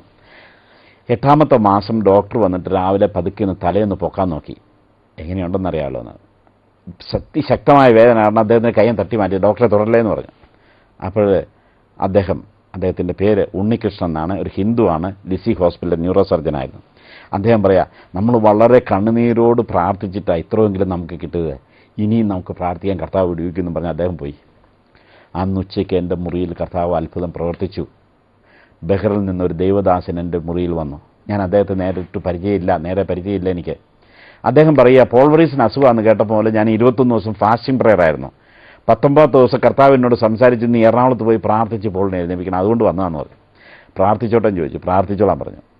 അദ്ദേഹം ഞാൻ പറഞ്ഞു എഴുന്നേക്കണം എന്ന് പറഞ്ഞു. അന്ന് ആദ്യമായിട്ട് 8 മാസം കൂടി അദ്ദേഹത്തിൻ്റെയും എൻ്റെ വൈഫിൻ്റെയും തോളിൽ കൈപിടിച്ച് 5-6 മുറി അങ്ങാവശ്യം പോയി ഒരു രോഗിക്ക് വേണ്ടി പ്രാർത്ഥിച്ചിട്ട് ഞാൻ തിരികെ വന്ന് കിടന്നു. അപ്പോഴത്തേക്കും ഇത് ഹോസ്പിറ്റലിൽ വലിയ അത്ഭുതമായി. എന്നുവെച്ചാൽ കന്യാസ്ത്രീകളും അച്ഛന്മാരും നേഴ്സസും എൻ്റെ മുറിയിൽ വന്ന് പ്രാർത്ഥന ചെയ്യുന്നു. ഇവരെല്ലാം കൂടെ ഓടിക്കൂടി എന്താ പോളെ നടന്നതെന്ന് ചോദിച്ചു. ഞാൻ പറഞ്ഞു എൻ്റെ കർത്താവ് എന്നോട് നടക്കാൻ പറഞ്ഞ് ഞാൻ നടന്നു. ഇങ്ങനെ നടന്നു. 2 ദിവസം കഴിഞ്ഞപ്പോൾ വേറൊരു പ്രശ്നം കൂടെ ഉണ്ടായി. എനിക്ക് വേണ്ടി പ്രാർത്ഥിക്കാൻ വന്ന ഈ വ്യക്തി, അദ്ദേഹത്തിൻ്റെ വീട് റാന്നിയിലായിരുന്നു. അദ്ദേഹത്തിൻ്റെ പേര് ജോർജ് മാത്യു. അദ്ദേഹം ബഹ്റിൽ എയർ ട്രാഫിക് കൺട്രോൾ ജോലിയായിരുന്നു. ഈ വ്യക്തി അത് കഴിഞ്ഞ് എന്നെ എഴുന്നേൽപ്പിച്ച് കഴിഞ്ഞ് 2 ദിവസം കഴിഞ്ഞ് ഒരു മീറ്റിങ്ങിന് പോകുന്ന വഴിക്ക് ഒരു ആക്സിഡൻറ്റിൽ ഓൺ ദ സ്പോട്ട് മരിച്ചുപോയി. കർത്താവിൻ്റെ പ്രവർത്തനത്തെ ചോദ്യം ചെയ്യാൻ നമുക്ക് അവകാശമില്ലല്ലോ. വീണ്ടും 1 മാസം കൂടി ഹോസ്പിറ്റലിൽ ഇരുന്നും കിടന്നുമായിട്ട് കഴിച്ചു കൂട്ടി ഞാൻ വീട്ടിൽ വന്നു. അതാണ് ഞാൻ എൻ്റെ ജീവിതത്തിൽ വേറൊരു അധ്യായത്തിലേക്ക് വരുന്നത്. ഞാൻ നോക്കിയപ്പോഴേ എൻ്റെ കമ്പനികൾ 2ഉം പൂട്ടിക്കിടക്കുന്നു. 10-55 വർക്കേഴ്സിന് പകുതി ശമ്പളം കൊടുത്ത് നിർത്തിക്കുന്നു. എന്തുകൊണ്ടാണെന്ന് വെച്ചാൽ ക്രൂസൈഡാണെന്നും പറഞ്ഞ് 1.5 വർഷം അതിൻ്റെ പുറകെ ഒരു ദിവസം പോലും എൻ്റെ കമ്പനി ഷിപ്പിംഗ് ചെയ്യാൻ നടന്നു. അതിനെ തുടർന്ന് 1 വർഷം സുഖമില്ലാതെ 2.5 വർഷം ഒരു സ്ഥാപനത്തിൻ്റെ ഉടമസ്ഥൻ അങ്ങോട്ട് തിരിഞ്ഞു നോക്കിയിട്ടില്ലെങ്കിൽ മനസ്സിലാക്കാമല്ലോ, കമ്പനി 2ഉം പൂട്ടി. കണക്ക് നോക്കിയപ്പോഴാണ് ഞാൻ മനസ്സിലാക്കുന്നത് 2 കോടി രൂപ കടം, നഷ്ടമല്ല കടം. ശരീരവേദനയെപ്പറ്റി ഞാൻ കുറച്ച് മുമ്പ് നിങ്ങളോട് പറഞ്ഞല്ലോ, എത്ര ശക്തമായ വേദനയ്ക്കിടെ ഞാൻ കടന്നുപോയെന്ന്. പക്ഷേ ഞാൻ മനസ്സിലാക്കി ശരീരവേദനയൊന്നും അല്ല, സാമ്പത്തികമായി കടം വന്നാലുള്ള വേദന, അതിനെ കമ്പയർ ചെയ്യാൻ ലോകത്തിൽ വേറെ വേദനകളില്ല. ശരീരമായ വേദനയ്ക്ക് മരുന്നെടുത്ത് നമുക്ക് മാറ്റാം, പക്ഷേ മാനസികമായി സാമ്പത്തികമായി കടഭാരം വന്നാലുള്ള വേദന അതിന് കുറയ്ക്കാൻ ലോകത്തിൽ മരുന്ന് ഇതേവരെ ഇല്ല. എല്ലാവരും പറയും മദ്യം കഴിച്ചാൽ മതി, അത് ചെയ്യും. പക്ഷേ അതൊക്കെ താൽക്കാലികം. ശാശ്വതമായ ഒരു വേദനയ്ക്ക് പരിഹാരം ഒന്നുമില്ല. എൻ്റെ വീട്ടിൽ വരുന്നത് ആരൊക്കെയാ? ഞാൻ പണം കടം വാങ്ങിച്ച വ്യക്തികൾ, അല്ലെങ്കിൽ അറസ്റ്റ് വാറണ്ട് കൊണ്ട് പോലീസുകാർ, അല്ലെങ്കിൽ കോടതി നിന്ന് അമീന്മാർ. ഇതാണ് എൻ്റെ നിത്യ സന്ദർശകർ. ഇവരുടെയൊക്കെ വായിൽ നിന്നുള്ള ഭാഷ നിങ്ങൾ പലരും ഇത് കേട്ട് കാണും. കേട്ടിട്ടുള്ളവർക്കേ അത് പറയാവുള്ളൂ. അതിൻ്റെ വേദന അത്ര മോശമായ ഭാഷ. അവസാനം എൻ്റെ വൈഫ് പറഞ്ഞു, നമുക്കിങ്ങനെയൊന്നും പോയാൽ പോരാ, നമുക്ക് എവിടെയെങ്കിലും പോയി അമേരിക്കയിൽ പോയി ജോലി ചെയ്ത് കടം തീർക്കാമെന്ന് പറഞ്ഞു. ശരിയാ, ഞാൻ പറഞ്ഞു നല്ല കാര്യം, പക്ഷെ ഞാൻ വരികയില്ല, നിങ്ങളൊക്കെ പൊക്കോ. ഞാൻ വന്നാൽ വേറൊരു പ്രശ്നമുണ്ട്. എല്ലാവരും പറയും, മർത്തോമായിട്ട് മാന്യനായി നടന്ന ഒരുത്തൻ പെന്തിക്കോസി വന്ന് ഒരു മീറ്റിംഗ് നടത്തി, അവിടെ നിന്ന് കള്ളൻ എന്നുള്ള പേര് കിട്ടി. 2 കമ്പനികൾ രണ്ടും പോയി, കടങ്ങളായി, അവസാനം ഒളിച്ചോടി എന്നുള്ളൊരവസ്ഥ. അതിന് ഞാൻ ഇപ്പോൾ തയ്യാറല്ല. എൻ്റെ സമൂഹത്തിന് തന്നെ അത് മോശം. അതുകൊണ്ട് നിങ്ങൾ പൊക്കോ, ഞാനിവിടെ നിൽക്കാമെന്ന് പറഞ്ഞു. ഞാൻ എൻ്റെ വീട്ടിൽ ഒറ്റയ്ക്കായി. എറണാകുളത്ത് സാമാന്യം നല്ലൊരു വീടാണ്, 26,000 സ്ക്വയർ ഫീറ്റുള്ളൊരു വീടാണ്. ആ വീട്ടിൽ ഞാൻ ഒറ്റയ്ക്ക് അങ്ങിരിക്കാൻ തുടങ്ങി. ഞാൻ പറഞ്ഞല്ലോ നേരത്തെ എൻ്റെ 3 കാറുകളും പോയിരുന്നു. കാറുകളില്ല, ഗേറ്റ് പൂട്ടിയിടും, ഡോറ് പൂട്ടിയിടും.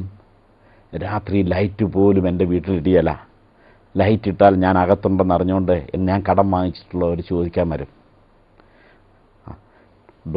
ജനലിൻ്റെ അവിടെ ഒരു ചെയറിട്ട് പുറത്തേക്ക് നോക്കി മണിക്കൂറുകളോളം ദിവസങ്ങളോളം ഞാൻ ചെലവഴിച്ചു. ഒരു വ്യക്തി ഒറ്റയ്ക്ക് ഒരു വീട്ടിൽ 2 വർഷം ഇരിക്കുന്ന സ്ഥിതി നിങ്ങളൊന്ന് ചിന്തിച്ചു നോക്കുക. ജയിലിൽ പോയി കിടന്നാൽ കൂടെ തടവുകാരുണ്ട്, അല്ലെങ്കിൽ വാർഡൻ വന്ന് നോക്കും ഇടയ്ക്കിടയ്ക്ക് ഉണ്ടോ എന്ന്. അതുപോലും ഇല്ലാതെ, ഒരു പ്രയാസവും ഷെയർ ചെയ്യാൻ ആളില്ലാതെ ഒരു വ്യക്തി 2 വർഷം ഇരിക്കുക എന്ന് വെച്ചാൽ ചിന്തിക്കുക. പക്ഷേ ഞാൻ ഒരിക്കലും നിരാശനായില്ല. ഇന്നല്ലെങ്കിൽ നാളെ എൻ്റെ കർത്താവ് എന്നെ വിടുവിക്കുന്നുള്ള പൂർണ്ണമായ വിശ്വാസമുണ്ടായിരുന്നു. എനിക്ക് കച്ചിത്തുമ്പായി എൻ്റെ ബൈബിൾ ഉണ്ടായിരുന്നു, എനിക്ക് എൻ്റെ ദൈവവചനം ഉണ്ടായിരുന്നു. അതിൽ പിടിച്ച് ഞാൻ ബലം പ്രാപിച്ചു. അങ്ങനെ ഞാൻ പോയി. 2 വർഷങ്ങൾ കഴിഞ്ഞു. പതുക്കെ ഞാൻ പുറത്തേക്കൊക്കെ ഇറങ്ങാറായി. എൻ്റെ 2 കമ്പനിയും തുറന്നു. പക്ഷേ കമ്പനി നടത്താൻ പണമില്ല, കമ്പനി പോകാൻ വണ്ടിയില്ല.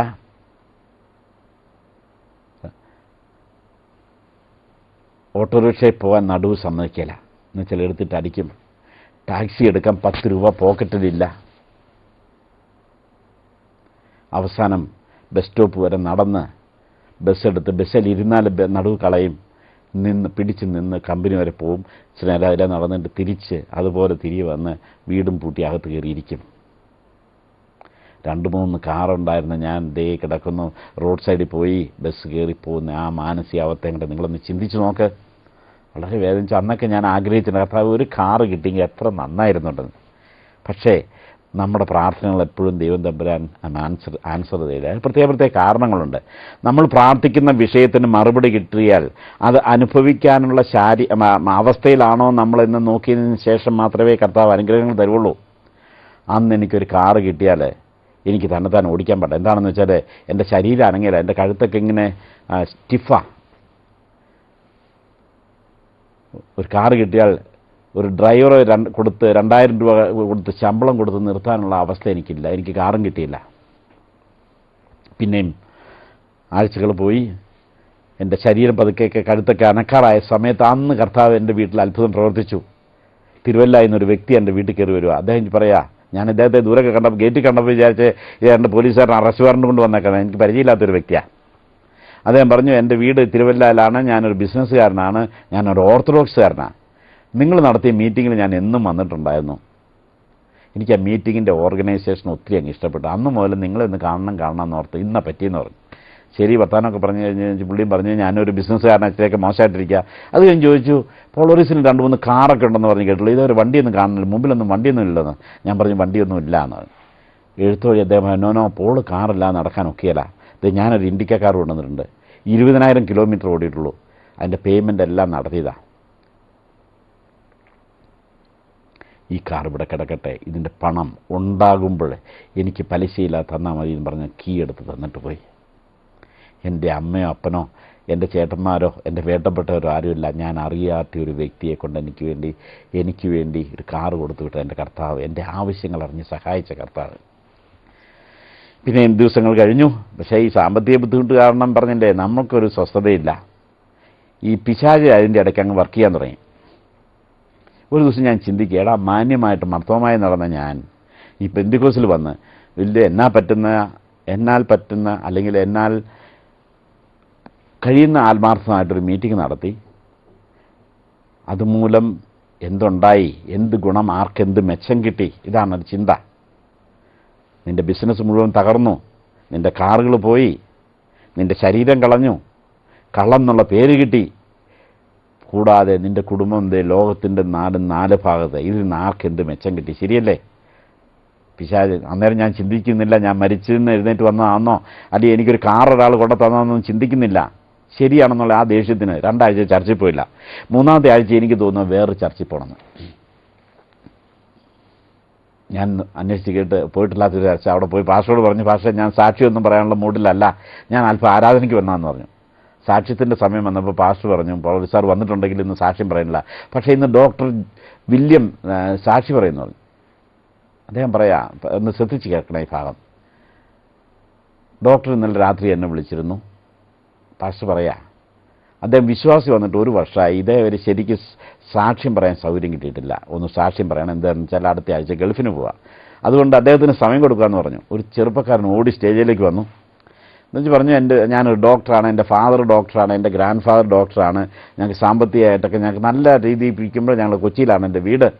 അങ്ങനെ ഇരിക്കുമ്പോൾ 95-ൽ വലിയൊരു ആക്സിഡൻറ്റ് എനിക്കുണ്ടായി. ആക്സിഡൻറ്റ് എൻ്റെ അരയ്ക്ക് കീഴ്പ്പെട്ട് തളർന്നുപോയി. ഞങ്ങളുടെ സാമ്പത്തിക അവസ്ഥ അനുസരിച്ച് ഞങ്ങൾ പോയി ട്രീറ്റ് ചെയ്യാവുന്നിടത്തൊക്കെ പോയി ട്രീറ്റ് ചെയ്ത്, പക്ഷേ തളർന്നുപോയി.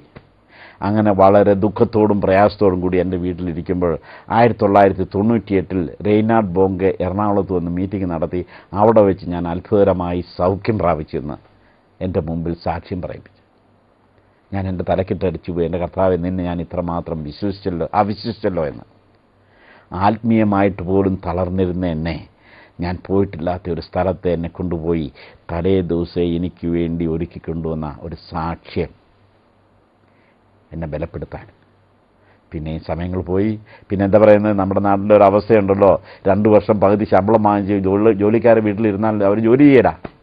പുതിയതായിട്ട് തുടങ്ങിയാൽ അവർ ESI എടുത്ത് ജീവെടുത്ത് വേറെ ജോലിക്ക് പോകും. അങ്ങനെ അങ്ങോട്ട് സഹകരിക്കാത്തൊരവസ്ഥയാണ്. ഞാൻ വിളിച്ച് പറഞ്ഞു, നിങ്ങൾ എന്നെ സഹകരിച്ചില്ലെങ്കിൽ എനിക്ക് ബുദ്ധിമുട്ടാണ്, എനിക്ക് എൻ്റെ പ്രശ്നങ്ങളുണ്ടെന്ന് പറഞ്ഞു. സമ്മതിച്ചില്ല. 1 മാസത്തോടെ പോയി. അവസാനം കമ്പനി 2 പൂട്ടാന്ന് വെച്ചു. 2 കമ്പനിയും പൂട്ടി കോയമ്പത്തൂർ കൊണ്ടുപോകാൻ തീരുമാനിച്ചു. ഞാൻ പറയാമല്ലോ, എൻ്റെ കമ്പനികൾ 2ഉം ചേർത്തലയും കളമശ്ശേരിയിലുമായിട്ടാണ്. ലോകത്തിൻ്റെ തന്നെ യൂണിയൻ്റെ കേന്ദ്രങ്ങളാണ് ഈ 2 സ്ഥലങ്ങളും. എൻ്റെ മെഷീൻസ് എന്നൊക്കെ പറഞ്ഞാൽ 10-30 ടൺ ഭാരമുള്ള മില്ലിംഗ് മെഷീൻ ഡേറ്റൊക്കെ. ഇത് എങ്ങനെ ഞാനിവിടുന്ന് കൊണ്ടുപോകും? അറിഞ്ഞാൽ എന്നെ തല്ലിക്കൊല്ലും. പക്ഷേ അവിടെ കർത്താവ് അത്ഭുതം പ്രവർത്തിച്ച് 2 ദിവസം രാത്രി കൊണ്ട് ഈ സർവ്വ മെഷീനറി ഞാൻ ഇവിടുന്ന് കടത്തി.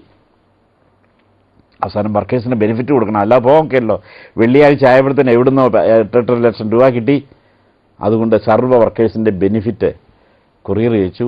മൺഡേ കമ്പനിയിൽ നോട്ടീസ് ഇട്ടു, കമ്പനി പൂട്ടിയെന്ന്. എൻ്റെ വർക്കേഴ്സ് തിങ്കളാഴ്ച രാവിലെ ജോലിക്ക് വന്നപ്പോഴാണ് മനസ്സിലാക്കിയത് കമ്പനി പൂട്ടിക്കിടക്കും. അവരുള്ളിലേക്ക് നോക്കിയപ്പോൾ അതിനകത്തൊന്നുമില്ല, എല്ലാം മാറിയിരിക്കുന്നു. അന്ന് തന്നെ കോയമ്പത്തൂർ കമ്പനി സ്റ്റാർട്ട് ചെയ്യാൻ എൻ്റെ കർത്താവ് അനുവദിച്ചു. ഞാനിവിടുന്ന് അത്യാവശ്യമുള്ള ഇച്ചിരി ഫർണിച്ചറൊക്കെ ആയിട്ടാണ് പോയത്. ഒരു 10,000 സ്ക്വയർ ഫീറ്റുള്ള ഒരു ബിൽഡിങ്ങാണ്. അതിൻ്റെ മൂലയിൽ ഒരു മെഷീൻ്റെ അടുത്ത് കട്ടിലിട്ടിട്ട് അതിലൊരു പായിട്ട് ഞാൻ അവിടെ കിടന്നു. എൻ്റെ വർക്കേഴ്സ് ഉണ്ടാക്കി തന്ന കഞ്ഞിയും പയറും അല്ലെങ്കിൽ കപ്പയും ചമ്മന്തിയും കഴിച്ച് 1 വർഷം ഞാൻ അവിടെ കിടന്ന് ജോലി ചെയ്യിച്ചു. എയർ കണ്ടീഷൻ കാറിലും റൂമിലും കിടന്ന് പഠിച്ച് ഞാൻ ദേ കിടക്കുന്ന കമ്പനി ഫ്ലോറിൽ പൊടിയും ഇത് കടിച്ച് വളരെയധികം വേദനിച്ചു. ഈ സമയത്ത് എൻ്റെ മക്കളും ഭാര്യയും അവിടെയും വേദനിച്ചു. അവർക്ക് ശരിക്കും ഭക്ഷണം കഴിക്കാൻ പോലും അന്ന് വശമില്ലായിരുന്നു. പല ദിവസങ്ങളും അവർ പട്ടിണിയാണെന്ന് എന്നോട് പറഞ്ഞിട്ടുണ്ട്. അതിപ്പോഴാണ് പറയുന്നത്, അന്നൊന്നും പറഞ്ഞിട്ടില്ല. അങ്ങനെ ഞങ്ങൾ ഒരേ രീതിയിലാണ് കഷ്ടപ്പെടാൻ തുടങ്ങി. അങ്ങനെ കിടന്ന് 1 വർഷം ആ കമ്പനിയുടെ ഫ്ലോറിൽ കിടന്ന് വർക്ക് ചെയ്യിച്ചു. പക്ഷേ ആ 1 വർഷം കൊണ്ട് അത്ഭുതം പ്രവർത്തിച്ചു. ഇവിടെ 85 വർക്കേഴ്സിനെ വെച്ച് ചെയ്ത ടേൺ ഓവറിനേക്കാളും കൂടുതൽ ടേൺ ഓവർ വെറും 35 താഴെ വർക്കേഴ്സിനെ വെച്ച് ചെയ്യാൻ എൻ്റെ കർത്താവ് എന്നെ അനുവദിച്ചു. അപ്പം തന്നെ എനിക്ക് മനസ്സിലായി ഇതെല്ലാം എനിക്ക് തിരികെ കിട്ടാൻ പോവുകയാണെന്ന്. ഞാൻ പിന്നെ അങ്ങോട്ട് ഓടാൻ തുടങ്ങി. ശരിക്ക് പറഞ്ഞാൽ ക്ഷീണമില്ലാത്ത ഓട്ടം അതുപോലെ ആടാൻ തുടങ്ങി. ഇനി ഞാൻ പറയാൻ പോകുന്നത് എൻ്റെ കർത്താവ് എന്നെ അനുഗ്രഹിച്ച വിധങ്ങളാണ്. ഒന്ന്, കഴിഞ്ഞ 3.5 വർഷം കൊണ്ട് എൻ്റെ 2 കോടി രൂപയും കടം തീർക്കാൻ എൻ്റെ കർത്താവ് അനുവദിച്ചു. ഇപ്പോൾ കുറേ ലക്ഷങ്ങൾ എനിക്ക് മിച്ചം കിട്ടി. തീർച്ചയായിട്ടും മരിച്ചു പോകും, അല്ലെങ്കിൽ ഒരു സ്റ്റെപ്പ് പോലും നടക്കുകയില്ലെന്ന് പറഞ്ഞ ഞാൻ അത് കഴിഞ്ഞ് 3 ലക്ഷം കിലോമീറ്റർ തന്നെത്താൻ വണ്ടി ഓടിച്ചു. ഞാൻ ഡ്രൈവർ ഉപയോഗിക്കാറില്ല, തന്നെത്താൻ ഓടിച്ചു. ഒരു ക്ഷീണമില്ല. എത്ര കിലോമീറ്റർ ഡ്രൈവ് ചെയ്താലും വൈകുന്നേരം ക്ഷീണമില്ല, വേദനയില്ല. അത് കഴിഞ്ഞ് വേറൊരു അത്ഭുതം കൊണ്ട് ഈയിടെ ഉണ്ടായി. ഞാൻ അമേരിക്കയ്ക്ക് കഴിഞ്ഞ 2 മാസം മുമ്പ് പോയപ്പോൾ രാവിലെ ഇച്ചിരി നടക്കാൻ പോയി. അപ്പം ഞാൻ ഒരു ദിവസം എൻ്റെ മോളോട് പറഞ്ഞു, ഞാൻ നിൻ്റെ ഓഫീസിലേക്ക് നടന്നു വന്നേക്കാം, 3-3.5 കിലോമീറ്റർ ഉള്ളൂ. ഞാൻ പറഞ്ഞ പെട്ടെന്ന് വന്നേക്കാമെന്ന് പറഞ്ഞ് അവൾ പോയി കഴിഞ്ഞ് പതുക്കെ ഞാൻ എഴുന്നേറ്റ് റെഡിയായി പോയി. എങ്ങാണ്ടോ വഴി തെറ്റിച്ചു. അവസാനം നടന്ന് 3.5 മണിക്കൂർ ഞാനങ്ങ് നടന്നു എൻ്റെ മോളുടെ ഓഫീസ് ചെല്ലുന്നതിന് മുമ്പ്, വഴി തെറ്റിയിട്ട്. തിരിച്ചു വന്നപ്പോൾ മോൾ കൊണ്ടുവിടാൻ വന്നപ്പോൾ ഞാൻ പറഞ്ഞു, വണ്ടി ഞാൻ വന്ന വഴിക്ക് തന്നെ ഓടിക്കാൻ പറഞ്ഞു. നോക്കിയപ്പോൾ ഞാൻ നടന്നത് 16 കിലോമീറ്റർ. ഒരു സ്റ്റെപ്പ് പോലും നടക്കുകയെന്ന് പറഞ്ഞ് ഞാൻ 16 കിലോമീറ്റർ ഒരു സ്ട്രെച്ചിൽ നടക്കാൻ എന്നെ അനുവദിച്ചു കർത്താവ്. ഞാൻ വിചാരിച്ചു എൻ്റെ ഷൂസിന് എൻ്റെ കാലൊക്കെ വീർത്ത് നാശമാണ്, പക്ഷേ ഒരു വേദന ഉണ്ടായില്ല, ഒരു ക്ഷീണം ഉണ്ടായില്ല. അതുപോലെ അത്ഭുതം എൻ്റെ കർത്താവ് എൻ്റെ ജീവിതത്തിൽ പ്രവർത്തിച്ചു. എൻ്റെ നഷ്ടപ്പെട്ട 3 കാറുകൾക്ക് പകരം വേറെ 3 കാറുകൾ കിട്ടി. ഇനി വേറൊരു അത്ഭുതം കൂടെ ഞാൻ പറയാം. ഈ നമ്മുടെ ശരീരത്തിൽ ഇൻഫെക്ഷൻ വരുമ്പോൾ തരുന്നത് ആൻറ്റിബയോട്ടിക്സാണ് ഇഷ്ടം പോലെ. അതുപോലെ ഇൻഫെക്റ്റഡ് ആയിരുന്നു എൻ്റെ ശരീരം. നേഴ്സസ് മത്സരമായിരുന്നു രാവിലെയും വൈകുന്നേരം കുത്താനായിട്ട്. ഉച്ചയ്ക്കും വന്ന് കുത്തും, വേണമെങ്കിൽ 2 സൈഡിൽ നിന്ന് കുത്താനങ്ങ് തുടങ്ങി. ഇത് 100 കണക്കിന് ഇഞ്ചക്ഷൻ സൈഡിൽ വന്നപ്പോൾ അത് തന്നെ ഒരു മാസമായിട്ട് ഫോം ചെയ്ത് അവസാനം അത് ഓപ്പറേഷൻ തിയേറ്ററിൽ പോയി കീറിക്കളയേണ്ടി വന്നു. ഇത്രമാത്രം ആൻറ്റിബയോട്ടിക്സ് നമ്മുടെ തലയിലേക്ക് കയറുമ്പോൾ തല ചൂടാകും. എൻ്റെ ഹോസ്പിറ്റൽ ബെഡിൽ നിന്ന് തലമുടി വാരിക്കളയണമായിരുന്നു. ഞാൻ ഹോസ്പിറ്റലിൽ നിന്ന് ഡിസ്ചാർജ് ചെയ്ത് വരുമ്പോൾ എൻ്റെ തലയിൽ ഒരു മുടി പോലുമില്ല. ഞാൻ സന്തോഷത്തോടു കൂടി പറയട്ടെ, ഈ 59 വയസ്സായപ്പോഴും ഇതിൽ കൂടുതൽ മുടി വേണമോ നമുക്ക്? ഒരു തലമുടി നാര് പോലും നഷ്ടപ്പെടാൻ അനുവദിക്കാത്ത നമ്മുടെ കർത്താവ്. അതുപോലെയുള്ള വിടുതലുകളാണ് കാണുവാൻ എനിക്ക് കർത്താവിനെ അനുവദിച്ചു. പിന്നെ പോയ കഷ്ടപ്പാടുകളെല്ലാം ചില്ലറയൊന്നും അല്ലായിരുന്നു. വളരെ മോശമായ അവസ്ഥകളായിരുന്നു, വളരെ വേദനിച്ച അവസ്ഥകളായിരുന്നു. ഞാനിപ്പോഴിരുന്ന് ചിന്തിക്കാറുണ്ട്, ഈ കഴുകൻ തൻ്റെ കുഞ്ഞുങ്ങളെ പറക്ക പറ്റിക്കുന്ന രീതി. കുഞ്ഞുങ്ങൾ കൂടി നിറങ്ങി വരികയില്ല. അപ്പം തള്ള കഴുകൻ കൂട് പൊടിച്ചിഞ്ഞ് വിടും. 3-4 കുഞ്ഞുങ്ങൾ പറക്കെ അറിയാൻ പാടില്ല, എവിടെ പോയി പതിക്കുന്നതെന്നറിയാതെ കൈയും കാലും ഇട്ടടിച്ച് കരഞ്ഞ് നിലവിളിച്ച് താഴത്തേക്ക് വരുന്ന അവസ്ഥ നിങ്ങളൊന്ന് ചിന്തിച്ച് നോക്ക്. ഈ കഴിഞ്ഞ 5-6 വർഷങ്ങൾ ആ ഒരു അവസ്ഥയിൽ കൂടി ഞാനും എൻ്റെ ഭാര്യയും എൻ്റെ മക്കളും പോയി. എവിടെ പോയി പതിക്കുന്നു എന്നറിയാൻ പാടില്ലാതെ താഴത്തേക്ക് വന്ന സമയത്ത്, കൈയും കാലും ഇട്ടടുത്ത് കരഞ്ഞ് കൂവി വന്ന സമയത്ത്, ഭൂമിയിലേക്ക് പതിക്കുന്നൊരു സമയം വന്നപ്പോൾ എൻ്റെ കർത്താവ് ഞങ്ങളെ പൊക്കിയെടുത്തു. അതുകൊണ്ട് ഞങ്ങളിവിടെ ഇരിക്കുന്നു. ഇതാണ് എന്നെ കർത്താവ് വിടുവിച്ചത്.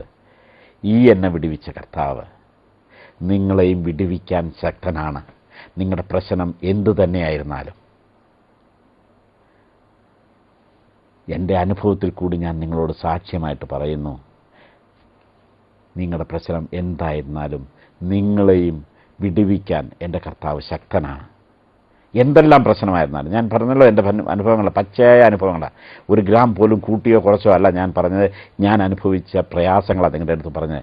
ഇത്രയും അനുഭവത്തിൽ നിന്നും ഒരു പരിക്കേൽക്കാതെ, ഒരു പെർമനൻറ്റ് പരിക്കേൽക്കാതെ വിടുവിച്ച് എൻ്റെ കർത്താവിനെയാണ് ഞാൻ നിങ്ങളുടെ മുമ്പിൽ അവതരിപ്പിച്ചത്. ആരെങ്കിലും ഈ സന്തോഷമായ അവസ്ഥയിലേക്ക് വന്നിട്ടില്ലെങ്കിൽ നിങ്ങളെ ഞാൻ അതിലേക്ക് സ്വാഗതം ചെയ്യുന്നു. നിങ്ങളുടെ സർവ്വബുദ്ധിമുട്ടും കർത്താവ് വിടുവിക്കുന്നുള്ള ഉറപ്പോടുകൂടി ഞാൻ എൻ്റെ സാക്ഷ്യത്തെ ചുരുക്കുന്നു. എല്ലാവർക്കും വളരെ നന്ദി.